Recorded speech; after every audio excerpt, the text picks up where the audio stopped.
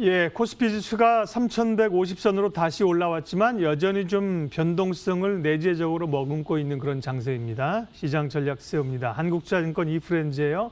박재영 차장님 함께합니다. 차장님 어서 오십시오. 안녕하십니까? 네. 제롬 파월 의장의 이제 우리 시간으로 오늘 미국 시간으로 오늘 우리로 내일인데요. 발언을 주목하고 있는데 연준의 경제활동 보고서 베이지북이 조금 전에 공개가 됐습니다. 그 내용부터 좀 알려주시겠습니까? 네, 일단 베이지북에서는 약간 속도 조절하는 모습이 보였습니다. 경기가 이제 코로나 이후에 많이 회복이 되고 있었는데 지금 또 미국은 코로나가 다시 확산되고 있지 않습니까? 그 영향을 좀 받고 있는 모습인데요. 대부분 지역에서 경기가 회복되고 있다, 확장 국면에 들어섰다라고 이야기는 하고 있지만 일부 지역에서는 코로나19 이 억제 때문에 소매 판매라든지 고용 이런 부분들이 약화되고 있다, 수요가 감소하고 있다 이런 이야기를 했거든요. 일단은 베이지북을 통해서 본 이제 미국 경제는 이제 V자형 반등에서 조금은 상승세가 둔화되는 그런 모습을 보이고 있다라고 봐야 될 것 같습니다. 이유는 코로나 영향인데요. 코로나 때문에 이제 판매, 그다음에 고용 이런 것들이 좀 잘 안 되고 있기 때문인데요. 이거는 뭐 어찌 보면 시간이 지나야 좀 해결이 될 수 있을 것 같고 백신 지금 맞고 있지 않습니까? 그러면 정상화되는 데는 시간 문제다 이렇게 해석을 좀 할 수 있을 것 같아서요. 이게 뭐 시장을 꺾는다거나 하지는 않겠지만 또 한편으로 보면 너무 이제 경기가 과열돼도 통화 정책이라든지 이런 재정 정책 쓰는데 조금 어려움이 있을 수 있거든요. 그래서 어제 이제 베이지북 같은 경우에는 어떻게 보면 통화정책, 재정정책 좀 더 완화적으로 갈 수 있는 구실을 만들어줬다라고 평가를 해볼 수 있을 것 같고요. 아주 지금 이런 이 경기에 대한 확산세 이런 것들이 꺾이는 수준까지 가고 있는 것은 아니다라고 봐야 되기 때문에 시장에 안 좋게 작용을 하지는 않을 것으로 보고 있습니다. 예, 오히려 경기는 좋아지긴 하지만 속도가 더디다 이런 얘기들은 제롬 파월 의장이 긴축 얘기를 꺼낼 가능성을 적게 만들기도 합니다. 다만 이제 실세 그 물가가 이제 계속 오르는 얘기, 올 한 해 이제 계속 씨름해야 될 문제가 물가 상승인 것 같습니다. 기업 얘기하겠습니다. 셀트리온의 항체 치료제가 이제 효과를 보고 있다는 얘기가 속속 나오고 있고요. 또 접종이 될 것 같은데 셀트리온이나 바이오주들이 전체적으로 지금 시장의 그 중심에 있지는 않은 것 같으면 살짝 비껴나 있는데 새로운 모멘텀이 좀 될까요? 글쎄요, 이거 오늘 시장의 반응을 좀 봐야 될 것 같은데 이미 이제 치료제를 만들고 있다라는 것은 시장이 많이 알려져서 그것 때문에 주가도 또 많이 올랐기 때문에 이거 가지고 반전이 나올 것이다. 요거는 좀 어려울 것 같습니다. 지금 워낙 이제 삼성전자라든지 IT, 자동차 이런 쪽이 워낙에 경기 민감주 쪽이 좋아서 글쎄요, 이 셀트리온이 임상 결과 이상 가지고 엄청난 이제 상승이 나올 것이다라고 상상하기 좀 어려울 것 같고요. 일단은 임상 이상이었습니다. 이상의 회복 속도를 한 3일 정도 앞당긴 거고, 그다음에 중증 환자로 갈 이제 사실 코로나가 어마어마하게 무서운 병이다라기보다는 일단은 이제 폐렴 요 정도라고 본다면 중증으로까지만 안 가면 괜찮은 거거든요. 그렇다라고 본다면 이제 중증 발전 가능성을 50% 이상 감소시켰다라고 이제 회사 측에서는 발표하고 있으니까 효과가 꽤나 괜찮은 것 같습니다. 그런데 문제는 이게 이미 반영이 되어 있다라는 거죠. 그래서 셀트리온에 대한 투자 전략을 짜실 때 이제 아직 임상 3상이 남았거든요. 임상 3상이 남았고 그쪽으로 가면 갈수록 임상 3상 결과가 나오고 하면 할수록 아마 차익 실현에 대한 니즈가 커질 가능성이 높습니다. 그래서 셀트리온에 대한 투자 전략이다라고 한다면 임상 3상이 나오기 전에 결과가 완벽하게 나오고 제품이라든지 이런 것들이 접종된다 이런 이야기가 나오기 전에 일부는 차익 실현하는 게 좋을 것 같고요. 어찌됐든 간에 이 치료제가 아니더라도 셀트리온이나 셀트리온 헬스케어는 이제 실적이 좋아지고 있기 때문에 중장기적으로 보실 분들은 이런 모멘텀은 사실 신경을 안 쓰셔도 괜찮지 않을까. 그래서 조금 한 발 앞서서 이제 투자 판단을 하시는 전략이 좀 필요할 것 같습니다. 네. 말씀하신 것처럼 삼성전자나 뭐 자동차나 IT, 그다음에 뭐 자동차 이런 쪽이 핵심에 서 있고요. 삼성전기도 지난번에 이제 이 전고점을 뚫고 이제 기대감이 있었는데 최근에 보니까 어제 윗꼬리를 달긴 했습니다만 강하게 오르고 있습니다. MLCC에 대한 기대감이 퍼지고 있는 건데요. 삼성전기는 어떻게 보세요? 일단은 이 MLCC 쪽 이런 쪽의 사이클이 이제 다시 돌아온 것 같아요. 2018년도였죠. 2018년도 MLCC 사이클이 고점을 찍고 뭐 그 당시에는 정말 어마어마했었죠. 그 시작을 말씀을 드리면 무라타라는 MLCC에 1등 하던 회사가 나 이제 가전 쪽에 MLCC 안 만들 거야. MLCC라는 건 이제 뭐 가전하고 자동차, 네, 가전 이렇게, 뭐 이런 예, 쪽에 있는데 이제 MLCC 1위인 무라타가 나는 이제 가전에서 손 뗄 거야라고 하면서 자동차 쪽으로 옮겼거든요. 네. 그러다 보니까 이제 공급에 공백이 크게 생겼습니다. 그러니까 MLCC 가격이 급등하고 그때 삼성전기도 그렇고 뭐 무라타, 대만의 야게오, 한국의 뭐 삼화전자, 삼화콘덴서 그때 뭐 엄청 났었거든요. 그런데 문제는 뭐냐? 그렇게 가격이 오르다 보니까 증설을 시작합니다. 네. 모든 업체들이 가격이 오니까 당연히 이제 공급이 딸리니까 수요에 비해 공급이 딸리니까 증설을 하기 시작하는데 그러면서부터 이제 꼭지를 찍고 주가가 빠지기 시작했거든요. 그런데 다시 이제 뭐 지금 코로나로 인해서 가전 IT 판매량이 굉장히 뭐 가전제품 판매량이 굉장히 늘어나고 있고 노트북도 엄청 많이 팔리고 있지 않습니까? 이런 상황에서 모든 기업들이 전기차 한다. 그다음에 뭐 자율주행 한다. 이러면 여기 있는 MLCC가 더 많이 필요하거든요. 이런 것들 때문에 다시 수요와 공급이 맞아떨어지는 시점에 도달을 했거든요. 그러면서 주가가 올라가고 있는 거고요. 그렇게 된다라고 한다면 이제 단기간에 뭐 증설 이야기가 나오지는 않는 한 MLCC 가격 인상 사이클과 함께 주가는 계속 우상향할 수 있다라고 봐야 될 것 같고요. 일단은 대만의 야게오, 이제 야게오가 글로벌 MS로 보면 한 3, 4위권이거든요. 1등이 무라타고 2등이 이제 삼성전기입니다. 그 이제 후발주자인데 이쪽에서 먼저 가격 인상 이야기가 나오고 있습니다. 춘절 이후에 가격 인상을 하겠다. 그런 계획이 지금 있기 때문에 가격 인상을 발표하고 나면 그 다음에 줄줄이 다른 기업들도 가격을 인상할 가능성이 높거든요. 그렇게 되면 당분간은 상승 사이클과 함께 주가는 좋을 가능성이 있고 삼성전기 같은 경우에는 뭐 지금 뭐 MLCC도 잘 하지만 뭐 카메라라든지 그다음에 부품, 스마트폰 부품 이런 쪽 지금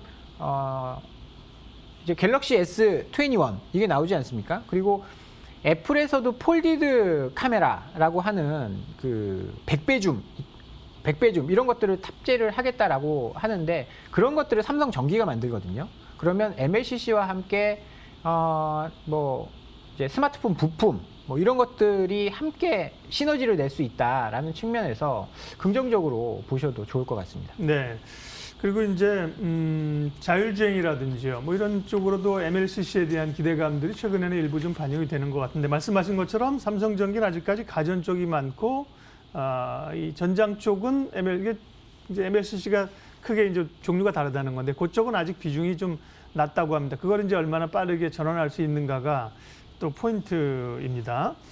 SK그룹 얘기도 하겠습니다. SK가 미국계 투자한 기업 플러그파워가 요즘 주가가 오르면서 지분 가치가 오르고 여기에만 투자해서 뭐 대박을 냈다 그러는데 SK가 뭐 그거 투자해서 대박 내려고 투자한 건 아닐 거고요. 분명히 이제 시너지를 내기 위해서 한 거란 말이죠. 그런 점에서 미국의 그 기업 뭐 주가 이런 것보다는 SK그룹의 향방 또 좀 새롭게 상장할 이런 기업들도 있고, 네, 포트폴리오가 사실 좋죠, SK그룹은. 좋죠. 네. 뭐 사실 이 플러그파워 기사를 접하는 순간 저는 작년에 니콜라 네. 생각이 좀 났어요. 니콜라도 상장하자마자 두 배 뛰어오르면서 그때 하나그룹이 난리가 그렇죠. 났었거든요. 뭐 투자하자마자 지금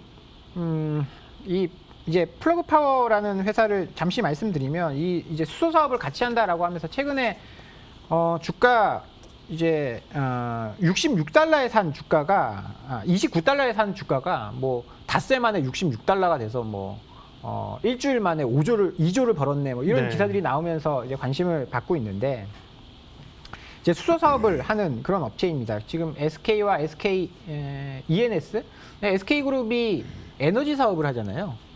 정유도 하고 ENS는 수소, 그러니까 천연가스 이런 쪽 사업을 하는데 이런 쪽이 굉장히 앞으로 전망이 밝다라는 거죠. 지금 SK그룹이 하는 거는 굴뚝 사업입니다. 이산화탄소를 많이 발생시키는 산업인데 그게 이제 멀리 미래, 그러니까 오래 갈 수 없다라는 것을 이제 SK그룹은 알고 있는 거죠. 그래서 이것과 완전히 다른 친환경 사업을 이제 시작을 했는데 이런 쪽들이 굉장히 잘 되고 있는 거죠. 최근에 정말 무서운 속도로 올라가는 기업 중에 하나가 SK 이노베이션이거든요.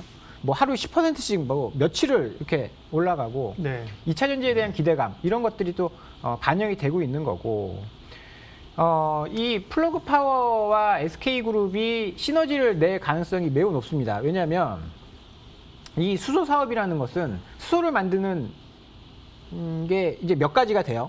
이제 뭐 물을 전기분해하는 방식도 있고 그런데 정유 사업 정제, 그러니까 원유를 정제하는 과정에서도 수소가 발생합니다. 부생수소가 발생하는데 그 원유 정제 누가 제일 많이 합니까? SK 이노베이션이잖아요. 여기다가 천연가스를 개질해서 수소를 생산하는 방식도 있는데 SK ENS가 천연가스를 수입을 합니다. 그러면 굉장히 시너지가 많이 나는 사업들을 SK가 하고 있어서 앞으로 SK 이노베이션 같은, SK텔레콤 같은 기업들, SK 하이닉스 같은 기업들이 현금을 만들어내고 그 현금을 기반으로 미래 사업을 투자를 한다. 이런 부분들이 지금 주목을 받고 있는 그런 상황이어서요.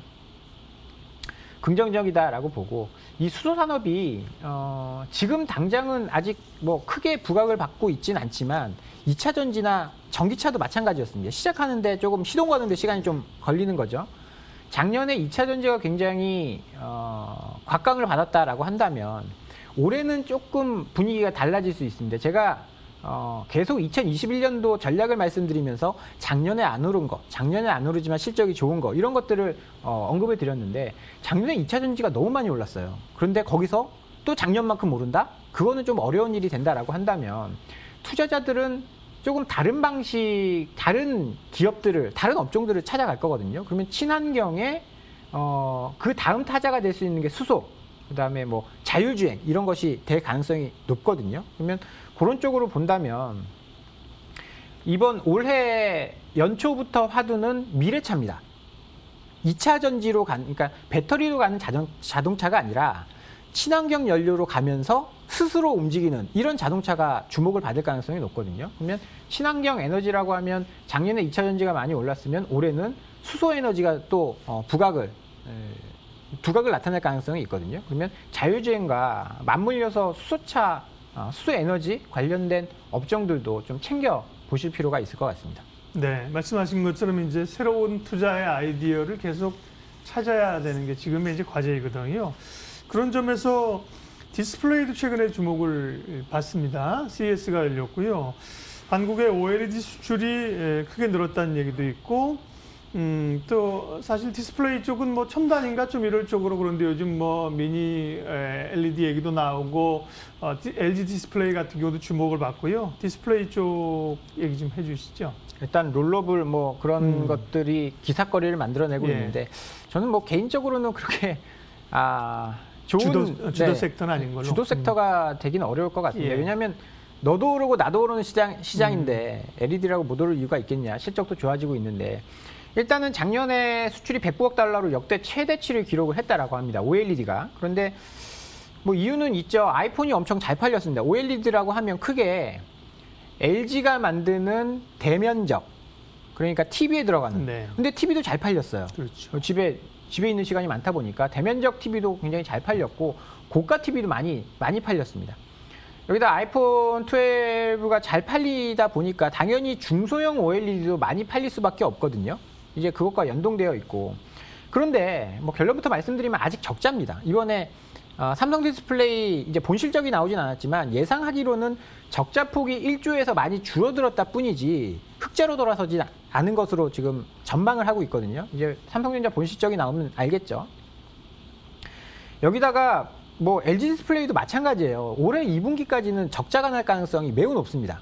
그러면 적자 산업이고 물론 이제 그러면 적자가 줄어들고 이제 이렇게 매출이 늘어나면 곧 흑자 나는 거 아니에요? 라고 할 수도 있지만 중국이 굉장히 빠르게 쫓아오고 있거든요. 디스플레이 산업은 LCD가 뭐 중국한테 거의 이제 따라잡힌 수준이 아니라 중국이 우리를 추월했지 않습니까? OLED도 이제 그럴 가능성이 있다라는 거죠. 이제 경험이 있고 그러다 보니까 중국이 빠르게 쫓아온다라는 점도 좀 우려스럽다라고 본다면 지금 이렇게 실적이 좋아지는 건 LCD 때문이거든요. LCD가 공급이 뭐 삼성 디스플레이가 LCD를 포기하면서 수요보다는 공급이 많이 줄어들었습니다. 이런 영향이 있기 때문에 그렇게 되면 또 다시 늘리겠죠. 예. 중국이나 이런 생산을 늘리겠죠. 이런 점들이 부담이 되는 부분들이 있습니다. 그래서 중장기적으로 보기도 또 어렵고 워낙에 사이클 산업이고 아이폰 판매가 그치고 나면 OLED 이제 사이클은 또 다시 하락 사이클로 돌아서거든요. 그래서 그런 것들을 좀 조심을 하시고 투자를 하시는 게 좋을 것 같다라고 보고 있습니다. 예, 주요 섹터 기업 얘기했고요. 전략 마무리하겠습니다. 변동성이 대단히 큰 장이 계속 펼쳐지고 있는 상황이고 그래도 보면 뭐 종가로 끝나고 보면 그렇게 팍팍 밀리는 장세는 아니고 잘 버텨주는 흐름들이고요. 주말로 이제 접어듭니다. 시장 전략 또 관심 있는 섹터 종목 얘기해 주십시오. 월요일 하루 등락폭이 한 200포인트 됐었나요? 170포인트 네. 흔들렸죠, 장중에. 예, 요새 옵션 가격 보면 굉장히 고평가되어 있습니다. 네. 지금 V코스피가 전고점을 넘었거든요. 물론 이제 작년 3월에 비하면 아직 절반 수준뿐이 안 되지만 네. 변동성이 이렇게 크다라는 것은 주식 오래 하시는 분들은 뭐 재밌긴 하겠지만 그만큼 위험이 크다라는 이야기가 될 수 있습니다. 그래서 조심하셔야 되고요. 오늘 만기일입니다. 만기일에 지금 옵션 가격이 굉장히 고평가되어 있기 때문에 무슨 일이 일어날지 모르는 그런 상황이에요. 그래서 어제 그리고 저번 주에 눈이 많이 왔죠. 눈이 많이 왔을 때는 속도 줄이고 안전운전 해야 되지 않겠습니까? 지금 주식시장이 그런 것 같습니다. 눈길, 빙판길이 곳곳에 도처에 깔려 있습니다. 그렇기 때문에 좀 안전운전 하셔야 되고요. 네. 지금 가장 핵심 지표는 금리입니다. 금리와 인플레이션. 어떻게 보면 인플레이션 지표도 금리에 연동되어 있거든요. 팁스와 이제 국채에서 팁스를 뺀 걸 BEI라고 하는데 그걸 가지고 이제 인플레이션을 평가를 하기 때문에 지금 무엇보다도 중요한 건 금리입니다. 금리가 어떻게 움직이느냐. 뭐 어저께는 다행스럽게 금리가 조금 빠졌던데. 미국 10년물이요? 네, 10년물 네. 좀 빠졌던데. 금리가 계속 튀어오르는 거, 급등하는 거는 조금 걱정스럽습니다. 이번 주에 우리 금통이 있거든요. 뭐 네. 여기서 금리 올린다라는 이야기는 당연히 안 하겠지만 통화 정책이 조금 덜 완화적으로 나온다라고 한다면 지금 유동성 시장은 좀 흔들릴 수 있다라고 봐야 될 것 같거든요. 26일 날 있는 FOMC도 주목을 하셔야 되고 FOMC에서 금리가 이렇게 오르는 상황에서 연준이 어떤 선택을 할지 그저께였죠. 보스틱 연은 총재가 금리 인상 속도가 조금 더 빨라질 수 있다. 뭐 이런 발언들이 지금 나오고 있는 상황이기 때문에 금리의 반응을 좀 잘 지켜보셔야 될 것 같고요. 최근에 뭐 관심 있게 보는 섹터를 말씀을 드리면 은행 섹터가 좋을 것 같아요. 최근에 금리가 이렇게 올라가면 당연히 은행은 좋을 수밖에 없거든요. 그런데 우리나라 은행주는 작년 말부터 주가가 굉장히 안 좋았습니다. 반대로 미국 은행, 뱅크 오브 아메리카나 지금 차트를 보시면요. 빨간 선은 미국 은행주의 최근 한 3, 4개월 주가 흐름이고요. 네. 파란 선은 우리나라 은행주의 주가 흐름인데 에너지주 다음으로 많이 오른 게 미국의 은행주입니다. 급등하고 있는데 우리나라 은행주들은 안 좋거든요. 이유는 이제 배당, 금감원에서 이제 배당을 줄여라라고 하면서 조정받기 시작했는데 작년 지났지 않습니까? 배당락 끝났습니다. 네. 그러면 작년에 안 했던 배당도 더 할 수 있기 때문에 관심 있게 보시면 좋을 것 같습니다. 예, 오늘 시장 전략 한국투자증권 이프렌즈예요. 박재영 차장님과 함께했습니다. 고맙습니다, 차장님. 감사합니다.